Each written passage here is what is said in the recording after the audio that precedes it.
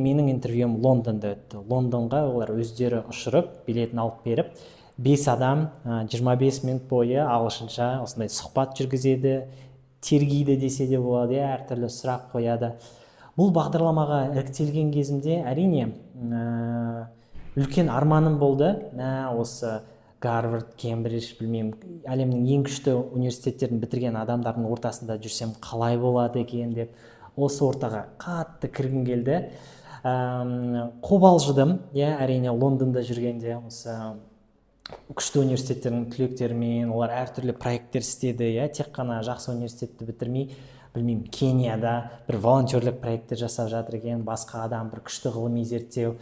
Әрине менің де жетістіктерім көп болды. Дебатқа қатысты, Қазақстанда дебат қозғалысын дамыту жайында, өзімнің энергетика саласында да зерттеулерім болды. Бірақ бәрібір оған тапсыратын кезде көп қобалжыдым.